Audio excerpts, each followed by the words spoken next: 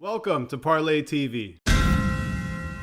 Plenty of things look easy at first. Skydiving, lion taming. From the comfort of your armchair, all sorts of risks look easy as Cristiano Ronaldo, Diogo Jota, and Bruno Fernandes literally blew Russia off the park in a clinical display of attacking football. Wow. Sorry, what did you say, Kobe? Wow, bro. Let's break it down. I am Pat Mayo, and I'm here to give you the best pick at the top of the board. The best bet, if you will. So I'm going to go with just under 25 for Middleton here.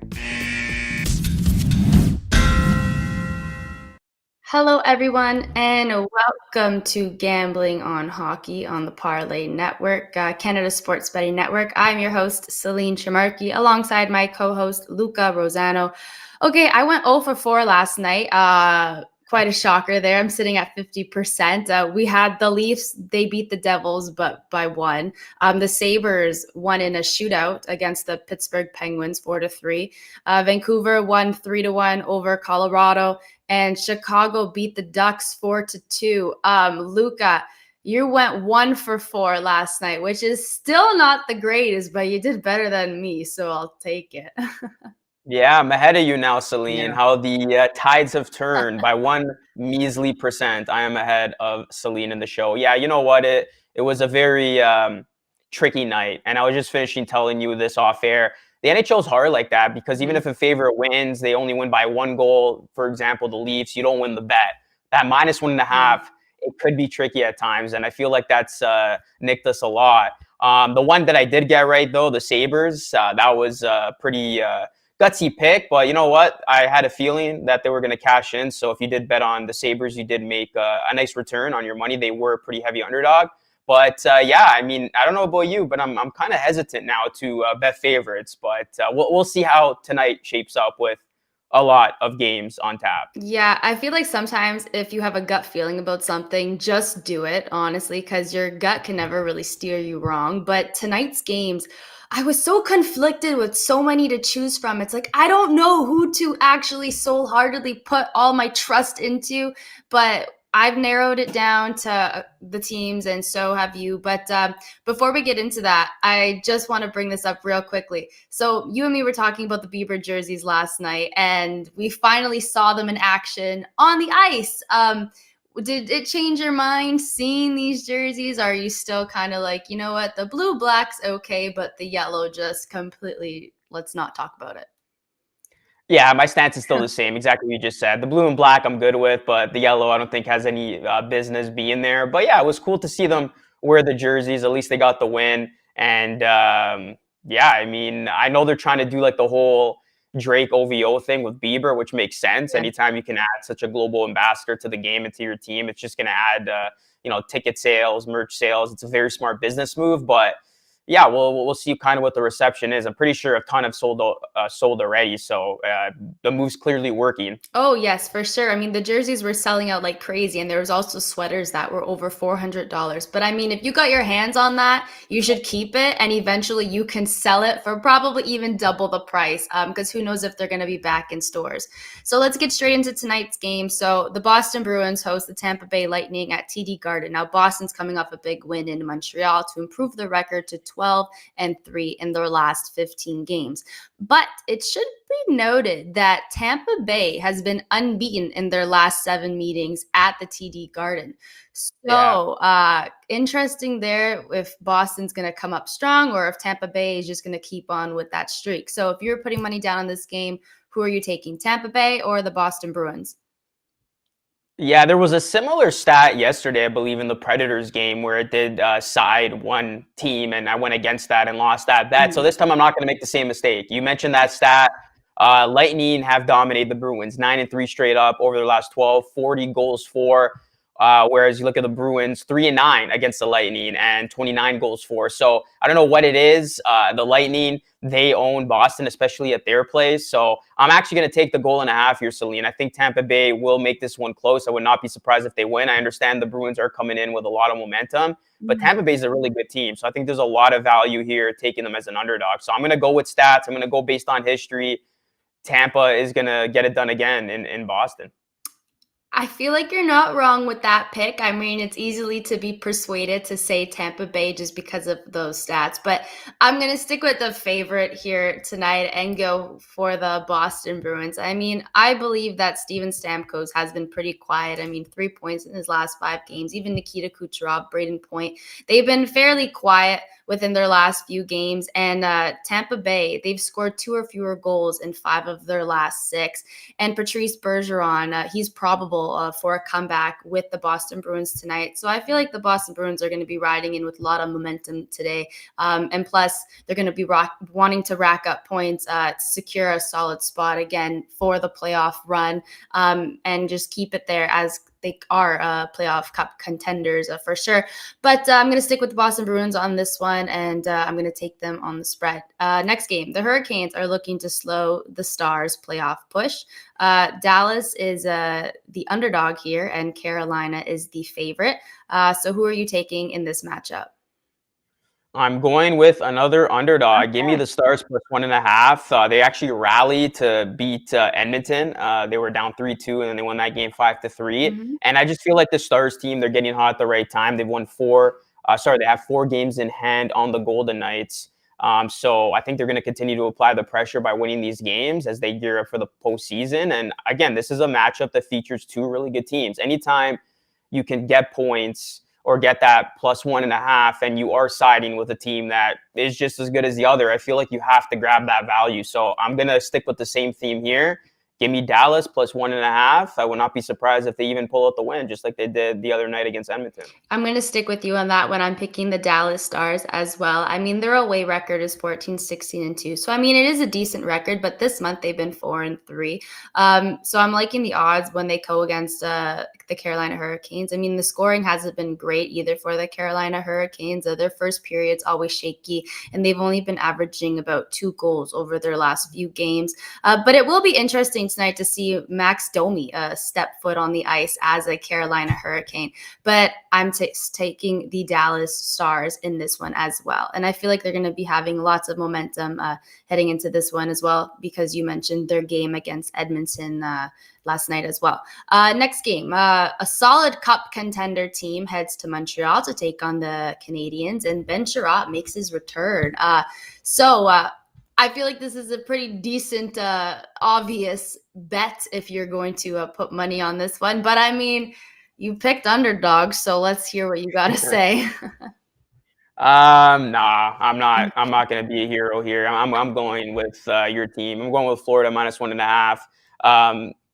Yeah, this team is just too good to bet against right now. Mm-hmm. And Montreal is just such a weaker opponent. I think it's going to be a good atmosphere, though, at the Bell Center. But yeah, I do like Florida to keep it going here. I think they've had the ideal amount of time off, and I think they will get it going. They're, coming off a win. They beat the Rangers 2-0. So I think Florida is going to keep that momentum going. This should not be a letdown spot. If you do bet the Canadiens and they somehow cash in, I don't know what to tell you. I guess you know more than we do on the show, but I'm going with the Panthers. I'm not overthinking this one. I think you see it, you take it, and you live with it. Yeah, I'm going to go with my team, the Florida Panthers, as well. I mean, the last meeting between these two teams, Florida came out strong with a 5-2 win, and they lead the leagues in the most goals scored. So I feel like with those 2 stats right there, we all know who's going to be winning tonight. But it also be noted that Claude Giroud is going to make his debut tonight. And during practice, he was on the top line, and he was on the number 1 power play unit in practice.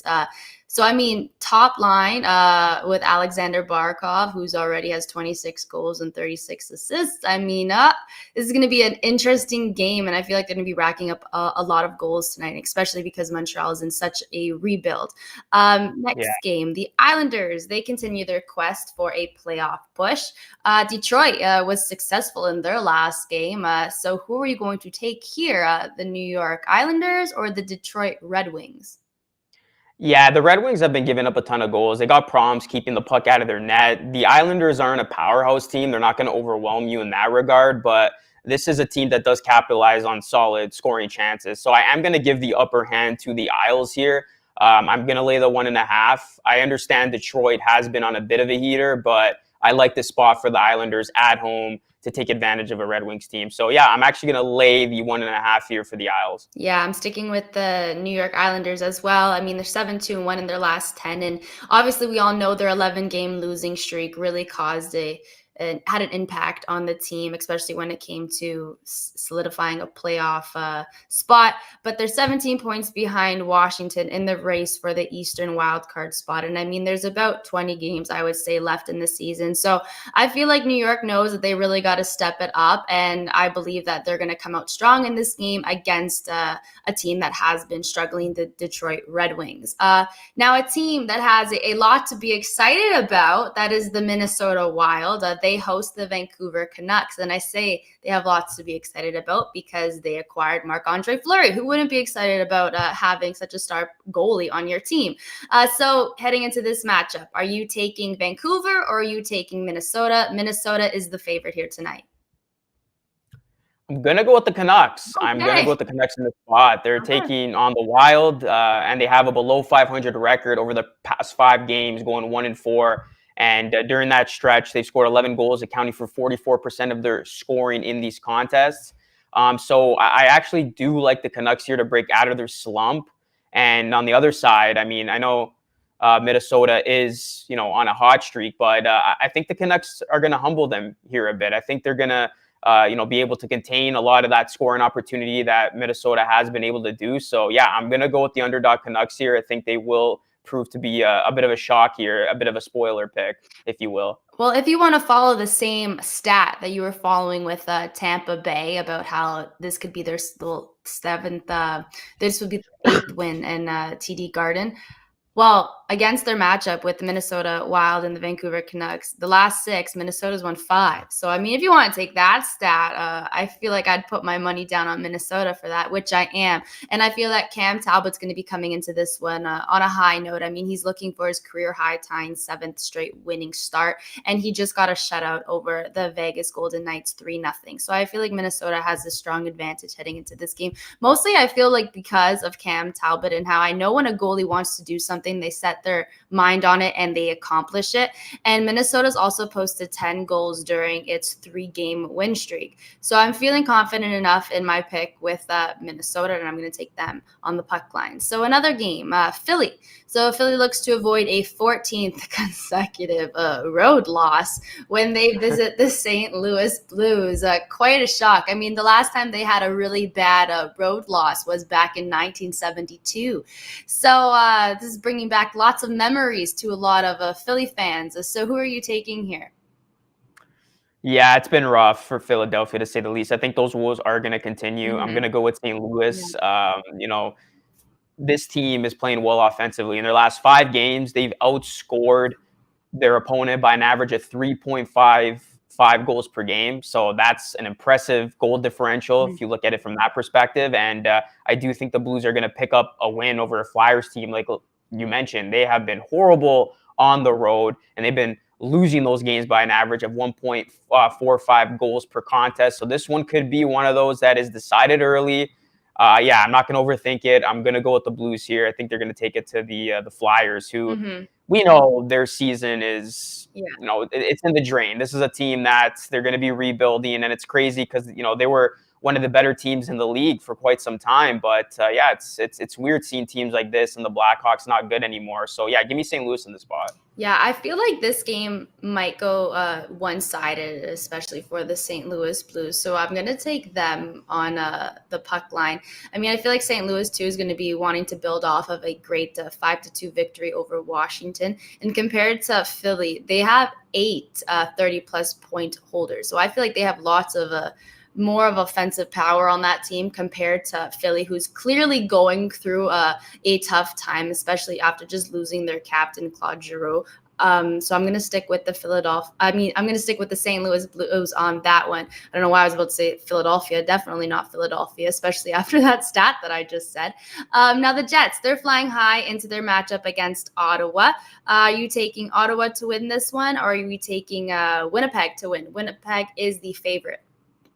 Yeah, I think Winnipeg has too much star power in their favor. Look at Connor, Scheifele, the goaltending advantage with Hellebuck. I think this is a game where the Jets are going to have an easy time with. They're riding a high, and they're determined to make the playoffs.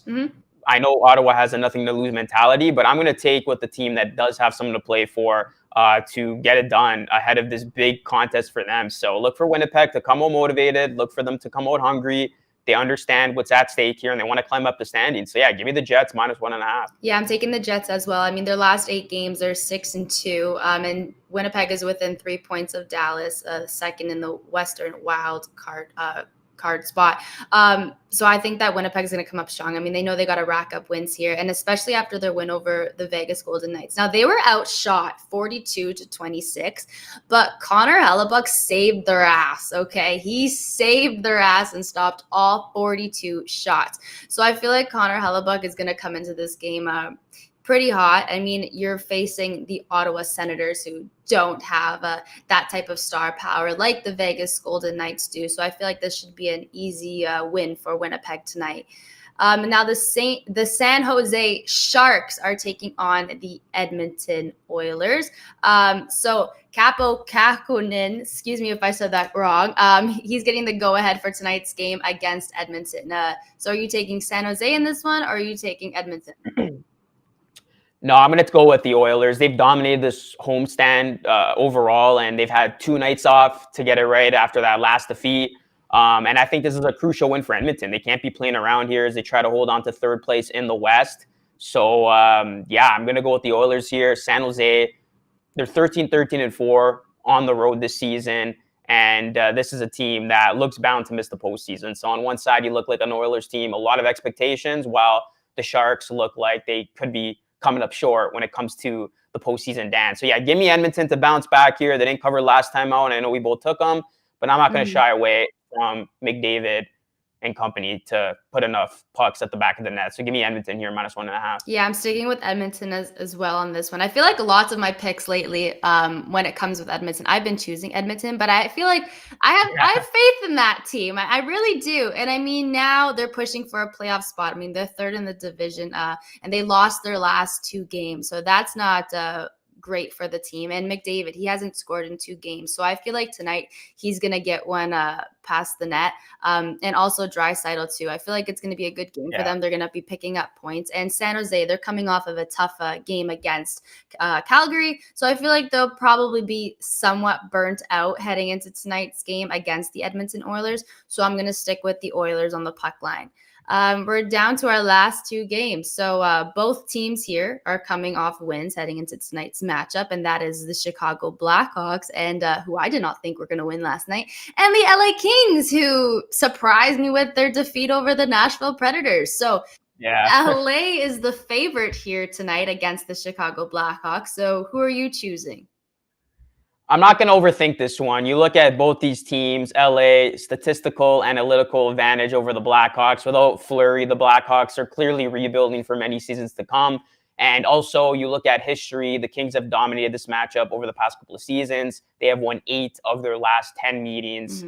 Take LA and run with it, -1.5 here. Yeah, I'm going to stick with LA. I think mostly because of their game against the Nashville Predators. I feel like I should be betting on the LA Kings here and not kind of giving them the short end of the stick. But I think that the LA Kings are going to come up strong here. I mean, we saw a solid performance from Quinton Byfield. I mean, they really stepped up because we do know that the LA Kings they're an injured, riddled roster right now, but their young stars are coming up strong. I mean, Byfield, 2 goals and 1 assist over their win against Nashville, and LA sits 2nd in the Pacific Division, 3 points ahead of Edmonton, and there's 17 games left. So, I mean, I feel like they're going to come up strong tonight against the Chicago Blackhawks, and I feel like, who knows? I'm really excited for the LA Kings. I feel like if they secure their spot, and I'm curious to see how the playoffs are going to turn out if the LA Kings actually make it far in there.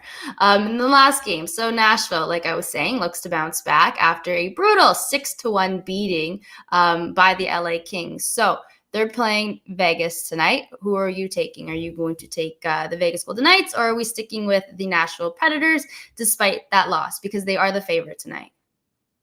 I think it's going to be a playoff atmosphere at T-Mobile Arena. I mean, this is a Golden Knights team. They're in jeopardy right now of missing the postseason, which is crazy because they had Stanley Cup aspirations.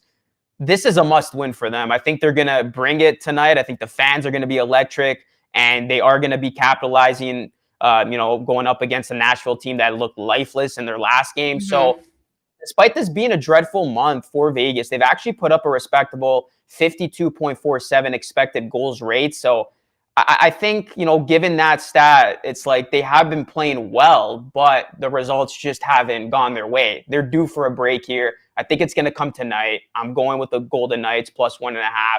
They got to start playing their best hockey. It's now or never for them. So I'm going to go with a desperate Golden Knights team over a Preds team. It is now or never for them, so I expect a really solid performance by the Vegas Golden Knights, but I feel that the Nashville Predators are just going to come up strong. I mean, when you lose by that big of a margin, you want to come up strong the next game. I mean, that was quite an embarrassment, I would say, for the Nashville Predators, who have such a strong lines on that team, and they've been showing their offensive power like throughout lots of games and throughout quite this end of this season here. So I would take the Nashville Predators on this one. I feel like they're going to just come out strong and they're going to dominate over the Vegas Golden Knights, and they'll be taking advantage of, like we all know, their injured, riddled roster as well. But that's all from us today.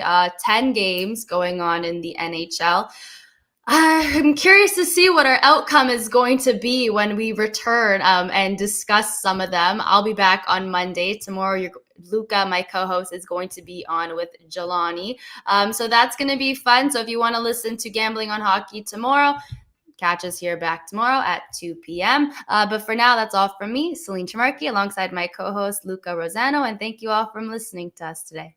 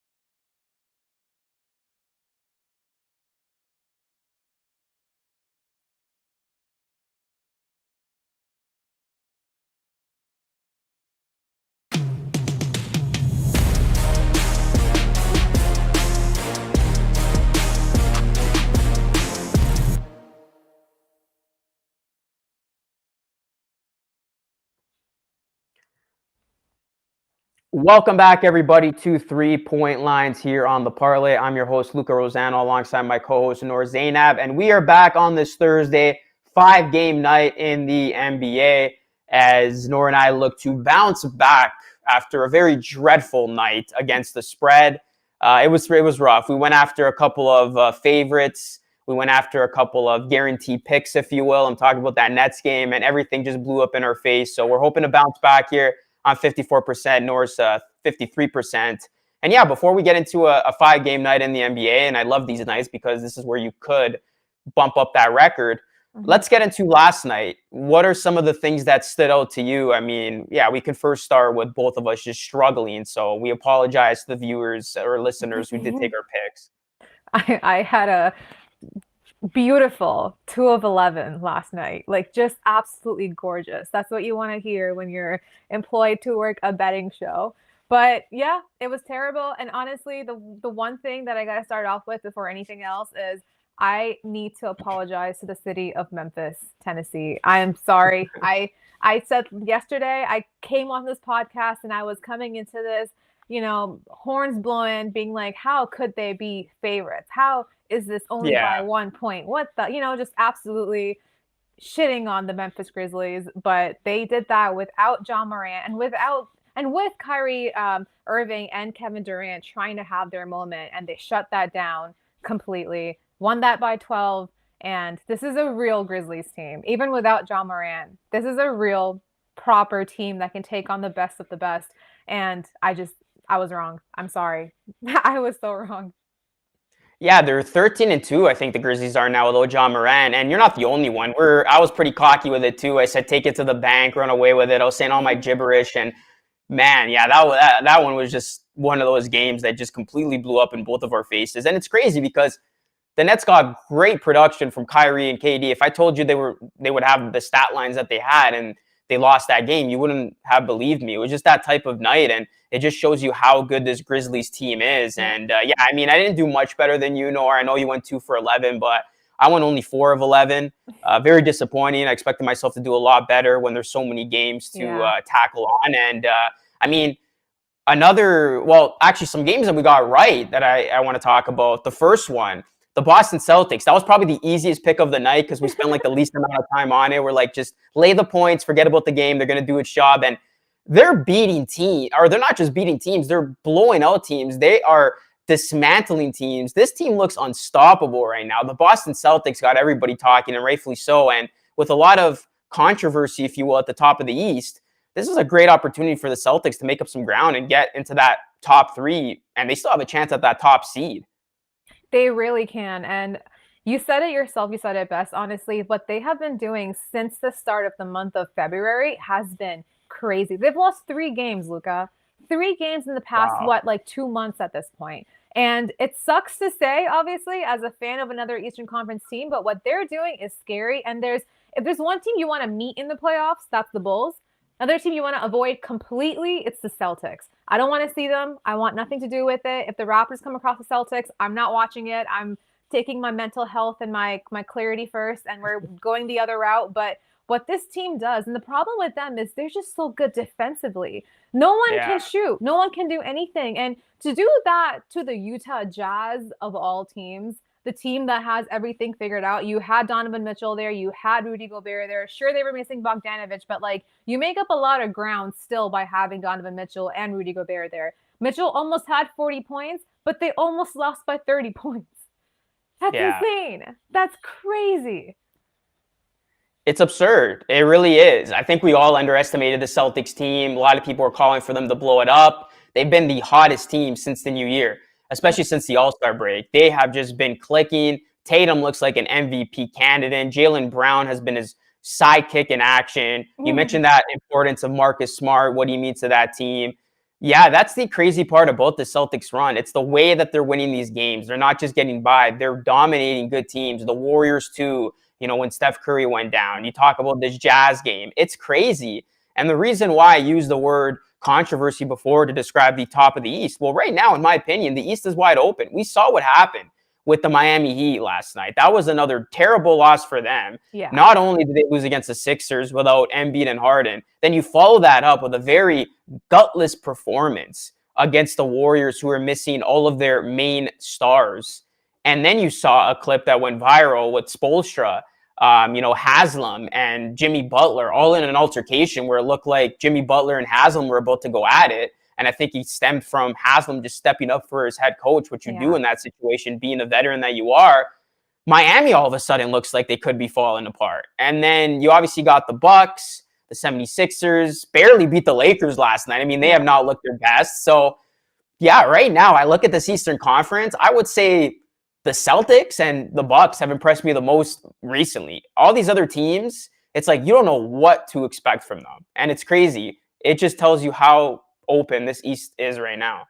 Seriously, and I think at this point, if you're a Raptor fan, you gotta feel kind of good about your odds going into it. The two teams that I really do want to avoid are gonna be the Celtics and the Nets, just because the Celtics are Celtics, and Nets do have Kevin Durant and Kyrie Irving on that roster. And plus, if Ben Simmons is somehow back by that time, how do you stop a roster like that? That sounds pretty dangerous. But besides that, you can still take on Philly. You can still take on the Bulls. You can take on the Bucks, even, I want to say, maybe, just because you have the recipe to stop Giannis. You understand how to stop that team. At least the Raptors know, right? But absolutely, I think moving forward, it's going to be, we have 10 games left now, and most of these teams have such pretty crazy games coming up. A lot of crazy schedules with the Bucks having to play the Heat, the Bulls, Grizzlies, Mavericks, Clippers, and stuff. So we'll see how those seedings change, especially because it's still so tight right now, with maybe a couple of games back of being one another. But you said it. Last night, Miami Heat, that team looks like there's something brewing on the inside. And if they don't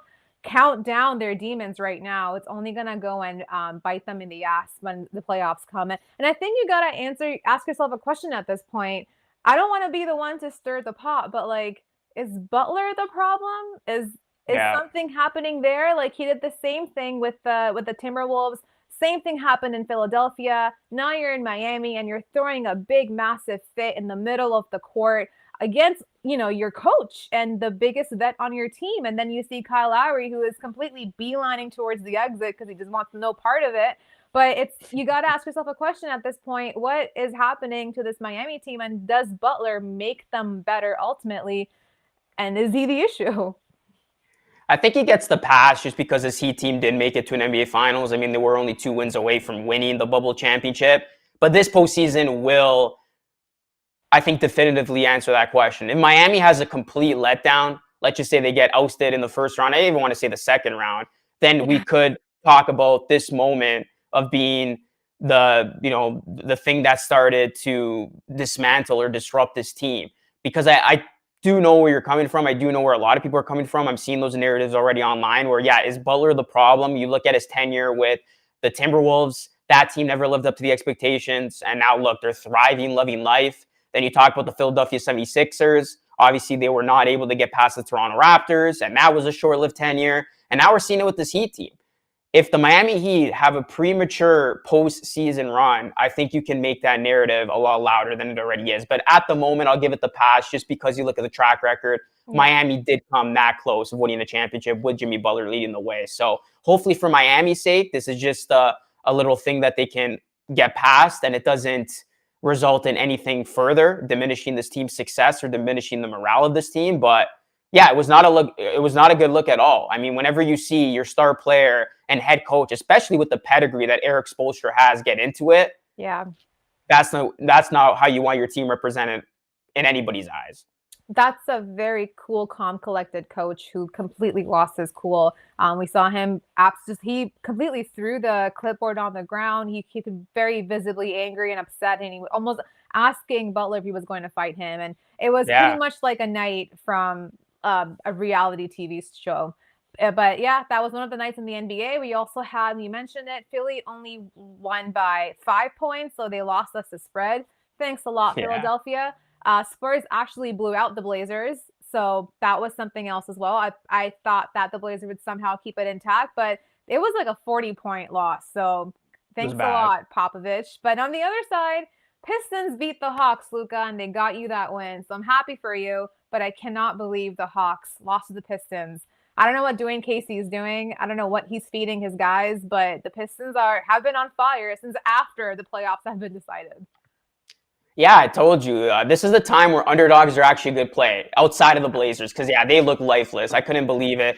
I actually looked at the score today and this morning, and I was expecting to win that game. And then when I saw that final score, I'm like, are you kidding me? Yeah, as far as the Pistons go, those teams who have been playing well could be teams that you bank on for being good underdogs and disrupt the other team's chances of getting into the playoffs or moving up in the standings. So, yeah, we'll see what happens tonight. We got 5 games to get to, and hopefully Noor and I can bounce back. But sticking to the theme of every game meaning something from here on out as the season is winding down, we're actually going to begin with the game of the night. We got Cleveland and Toronto battling for that 6th seed. Tonight's going to go a long way in determining who ultimately gets that. If Toronto can win, they are all of a sudden tied with the Cavaliers for 6th. Yeah. But if you're Cleveland, you can do a whole lot of good tonight. Not only are you a game up on the Toronto Raptors, but you have the tie break. If you can win again and give yourself a 2-game lead with 10 games left, it's going to go a long way. So tonight is a huge game, must win for the Toronto Raptors as it pertains to that play-in. Will they get it done? Yeah, and if the Cavs somehow win tonight and the Bulls lose, they also tie with the Bulls for 5th place. So it's going to be crazy. It's going to be crazy to see how everything turns out. But this is, like you mentioned, this is the one for Raptor fans. If you don't want to face Brooklyn in the in the play-in, I don't. There's no way I want to put myself through that. I don't want to see KD make it rain on me. He did that again once before. I'm not ready for that again. But Cavs won't have Jared Allen in this one, and Raptors do have both Gary Trent Jr. and OG listed as questionable. But regardless, this game will still have a very good playoff atmosphere. Toronto has not beaten Cleveland all year, but Cavs have been struggling on the road. They've dropped 6 of their last 7. And Raptors aren't a great team at home recently, which is crazy because they're known to be such a great home team. But recently they have not been that great on the season. They're 17-6, but Cavs, on the other hand, are 18-18 on the road on the season. And that's kind of when, if the stakes are on the line like that, you got to give the edge to the home crowd here. And even though they won the lone game in Toronto this year, that was only by 1 point. Prior to that, they had lost 5 straight in Toronto. And Jared Allen playing might have been the factor for them. He might have been the answer. So without him, I'm going to be a pretty confident homer with this Toronto crowd. So give me the Raptors, and hopefully we take that 6th spot. Yeah, I agree. I think Jared Allen being out is going to make all the difference in the world. In that lone win that the Cavaliers did have against the Raptors at home or in Toronto this season, Allen went off 16 points, 5 of 6 shooting from the field, and 15 rebounds. You eliminate him, and all of a sudden, the Raptors feel a lot more confident about their chances inside. And I think this is going to be too big of a spot for the Cavaliers. This is a young team. They're not used to these situations or environments, and they're going to be walking into a playoff type atmosphere in Toronto. It might be too much for them to overcome, too much for them to withstand.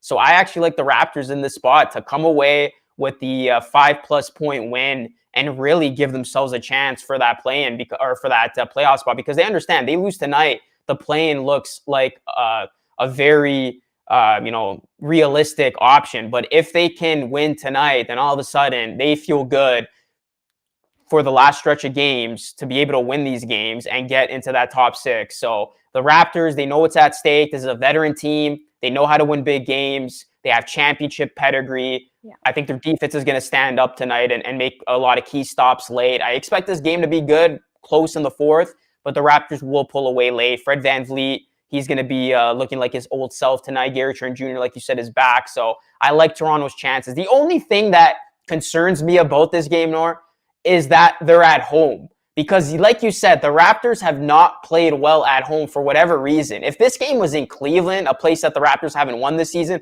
I would actually feel a lot more confident. But because they're at home, it's like the Raptors have these letdown spots, and they forgot how it is to play in front of fans. Spending all the last season in Tampa, and then this season with the weird pandemic rules and all that. So that's the only thing. Are the Raptors going to let their fans down? But I think they will come away with a playoff-esque win. And they will get it done in a great game.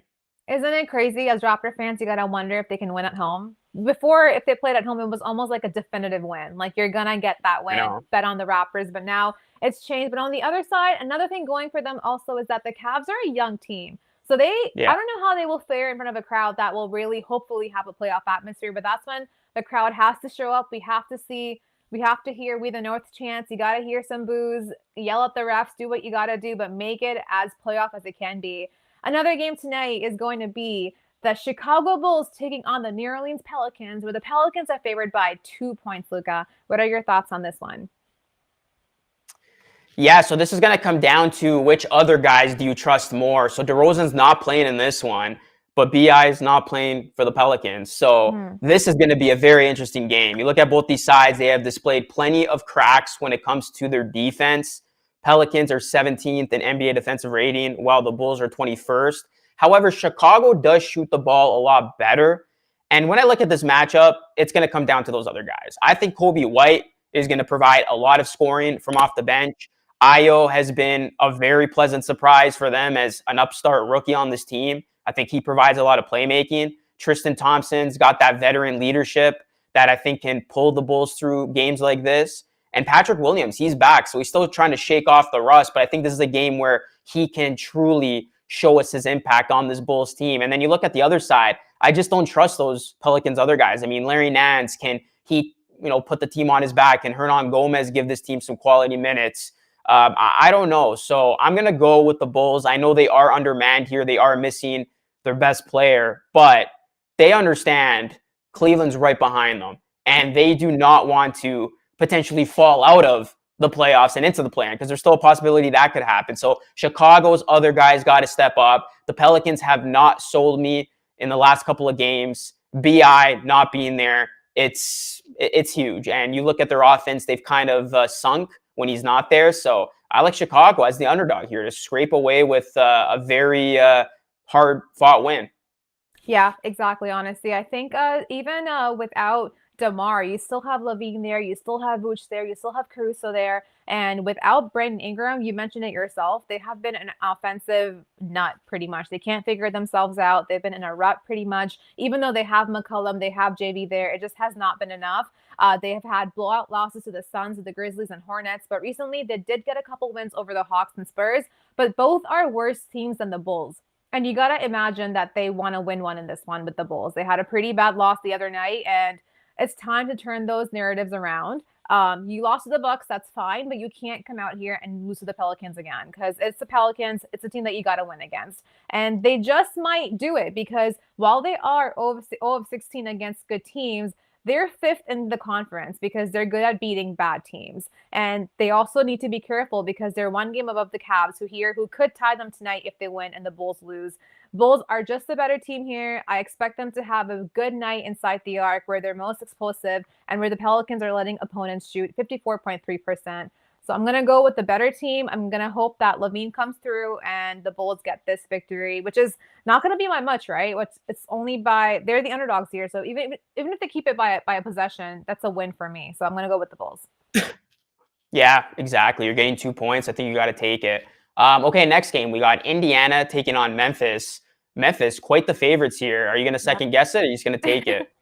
After what they did last night without Ja, this spread is not big enough. They fought really hard all game, and when it looked like Kyrie and Katie were about to make a run, they stopped them dead in their tracks. And this was without Ja, and they still won that game by 12 points. And just because this is a back-to-back is why I would be a little hesitant, but both games are going to be in Memphis, and this is a young team that can handle 2 back-to-back nights in the same city. And matter of fact, actually, I think that if anything, being young and winning over the Nets the other night should give them even more confidence coming into this game tonight. And they don't really play down to their opponents. They love playing at home in front of that crowd. I think they have the best time at home, really. They've won 5 of their last 7 of their last 8 home games, and they're just an amazing offensive team where they're scoring more than 115 points per game. And Pacers have been getting a little spark a little bit after they got knocked out of the playoff rotation, but they're just not that good on the road. I think they're somewhere around, they've lost 8 of their last 11 games traveling. It just does not fare well against this Grizzlies team. What they did last night against the Nets without Josh should tell you everything. It is a big spread, but they love their offense. They love getting those shots up. So just with that, and it is a Pacers team I know we've been saying all week long that you got to lay the points with those underdogs, but against the Grizzlies, they're kind of like the Suns where you have to go and lay the points. You got to go Yeah. and do it. So I'm going to go with the Grizzlies with this one. What about you? Yeah, I agree. You would think the only thing is like, is this a classic letdown spot? But I don't think so Yeah. because Indiana played last night as well, and they looked terrible against the Sacramento Kings. So yeah, you take Memphis as you do the Suns. They're honestly entering that echelon with how well they've been able to play, and it's crazy. They have scored 121 points per game over the past 10 games, but that average has ballooned to 129.6 per game without John Morant. Wow. So it's like this team, I don't know what it is. This team just thrives without Ja, and they really want people to notice the other guys on that team. Guys like Bane, stepping up. And you look at how much fun that team is having. I think that's something we got to note of too. Like, name me one team in the NBA that's having more fun than the Grizzlies right now. Like, this team is dancing. They're doing group huddles, group pictures after the game. So they are really loving the culture that they've built there in Memphis. It's great to see. This team really has something special. And I think, Memphis has been one of the best teams all season long at covering the spread. And you look at who they're going up against in Indiana, a team that has not been good, has not been consistent, and they're coming off a blowout loss against the Kings. Memphis, at home, they did no traveling. They're in the same building. They're not going to show any signs of fatigue. And it's not like they even had a rough time against the Nets last night. That was a pretty convincing win for the Grizzlies. Yeah. So they're not going to be overworked. They're not going to be fatigued. They're going to be ready to go to lay another onslaught on this opponent of theirs. And it just so happens to be the Pacers. So give me Memphis minus 12.5. Well, Memphis, if you haven't heard it already, they've earned 2 fans on this show. We were wrong yesterday, and we will never be wrong again about the Memphis Grizzlies. Yeah. Moving on to the Eastern Conference, we have the Washington Wizards taking on the Milwaukee Bucks. Another big spread. Bucks are favored by -9.5, Luca. Are you going to lay it? Yeah, I think this is another spread. It's a no-brainer. Milwaukee's looking really solid right now. This team's finding their playoff form. Like I mentioned previously in the show, them and the Celtics, to me, have really stood out over any other team in the East, even more so than the Nets, because the Nets still have these shaky losses that you think to yourself, damn, these guys need Ben Simmons. They need Joe Harris, who's out for the season, to be that supporting cast. Whereas Milwaukee and the Celtics, they have been finding their groove, and they are playing extremely well. I'm laying the 9.5 with Milwaukee. I think they're going to win this game. I think they're going to blow out the Wizards. The Wizards are 2-8 in their last 10 games, and they were at 28th in NBA defensive ratings. So good luck trying to stop Giannis and company. Kuzma's out. That's not going to help the Wizards' cause. And Washington has only covered just twice in their last 8 games, losing 4 of those matchups by 13 or more points. So I'm all over Milwaukee in this game. They're at home, and they're making a push to prove that, hey, you still got to talk about us when it comes to the NBA championship. They're looking to defend their crown. So give me the Bucks. Yeah, completely agree. I think they're going to want every single last game until the playoffs start to secure the best seeding for their team. And that doesn't change anything tonight. It is a big spread, but Bucks has enough offensive weapons to cover it. And Giannis alone can give you 40 in the first half against the Wizards. Like, who's going to guard him? Kristaps? He doesn't want to retire tomorrow, so I don't think he's going to guard him. And they blow out lesser competitions like Kings, Thunder, and recently Bulls. And I can see them doing that again tonight against this Wizards team that you said it. They're missing Kuzma, who has been a big part of their offense. So without him, I don't see how they can keep shot for shot with the Bucks tonight. They do have a tough stretch coming up against the Grizzlies, 76ers, Nets, Mavs, Celtics. So you're going to want to enter that pretty confident. And this is the team that you decide to win big time over so that you enter that stretch of games feeling pretty good about yourself. So I'm going to go with the Bucks. And I think with that, we're pretty much like 4 of 4 at this point, Luca. Yeah, we are. Yeah, we agree with every single one of these picks. So we'll see if this last one is an agreement or disagreement. I'm talking about Phoenix taking on Denver, and Denver are the 4-point favorites. I mean, if logic proves to be true here, I think I know who you're going with. We cannot be illogical anymore on this show. We have too much to lose. There's like 10, 12 games remaining. I have to be thinking with my head and not my heart, as Harley would say on the parlay. But this game, regardless, should be super interesting. It'll be the Jokic and Ayton show going head-to-head pretty much. The game is in Denver, so I can see why they might be favored here a little bit. But then again, you're playing the Suns. They're the best team in the league by a margin. They're 59 wins over the next best, which is 50 wins, which is the Grizzlies. So they're winning pretty easy right now. And they know that they have the top spot in the league pretty much locked at this point. They played the Wolves last night. I mean, it looked like they were going to lose all game. They come out and they win that game by almost 10 points.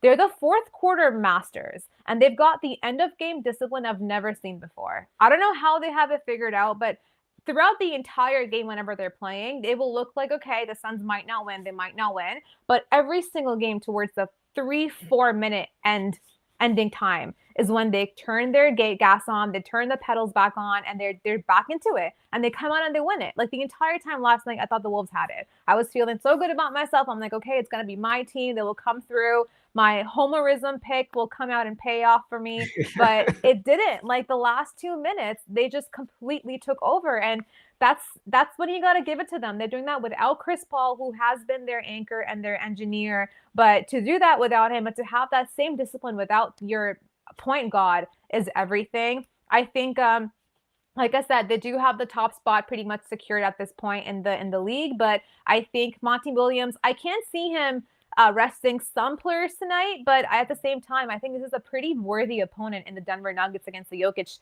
a show that you want to go up against and you want to have a pretty decisive win over, even if you have the league pretty much secure. I think they're the best team in the league, and I have been burned way too many times against the favorites. I got to go with them as not favorites here, actually, and lay the points as underdogs. What about you, Luca?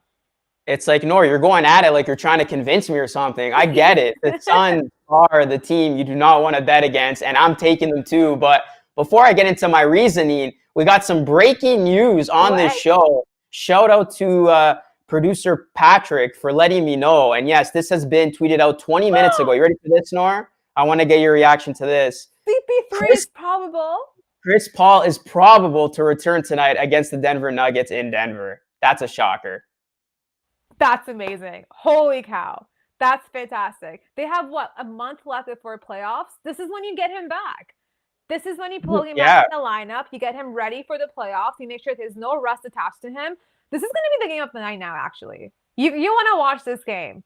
If it's Chris Paul, if anything, my pick is even more secured now. I think, if anything, it drops to, with, you know, the Suns being favorites and the Nuggets being underdogs here now. I don't know. If that's the case, that's crazy. That's the breaking news on the show. I like that. That's breaking news. And as if you didn't have already too many things to do tonight between Canada looking to clinch the World Cup, March Madness Sweet 16, the Raptors Cavs, you have another game that you're going to be watching late tonight. Yeah, this is huge. I really am surprised by this. I thought CP3 obviously was going to be out until the playoffs. If the Suns can get him back sooner, man, I've been sleeping on the Suns all year as a team that could do it again in terms of getting back to the NBA Finals and this time win the championship. I think this team is legit. I think this team could actually do it. I mean, they look so good, and they're one of those teams that, yeah, anytime you see them in a spread, anytime you see them as an underdog, you got to take it. So I like Phoenix tonight, and if they could get Chris Paul back as well, that would be a spectacle in its own right. But Denver, they actually haven't fared well as a home favorite this season. 12-16 against the spread as a home dog. So I really like how the Suns have been playing. Aiden looked so happy yesterday. He had a career night, 35 points, 14 rebounds. So, yeah, this Suns team, they are getting it done. Does not matter who's in front of them. This team has unfinished business, and they are looking to get back to the promised land and this time deliver on a championship for Phoenix. Give me the Suns tonight, and hopefully we do see Chris Paul back on the court. Well, you heard it here first. Here at 3 Point Lines at the Parlay, we get breaking news just like you, and we get it dropped just like you on the show. Chris Paul might be back for tonight's game against the Nuggets, and that means that you have another game to tune into, like Luca said, on top of the Raptors, on top of Canada qualifiers, and on top of the NBA happening tonight anyway. This has been 3 Point Lines with myself, Noor Zainab, and my co-host, Luca Rosano. You know where to find us. All our socials at the Parlay, as well as Parlay TV, and we will be live here every single day from Monday to Friday at 2:30 p.m. And we'll see you again tomorrow. Take care.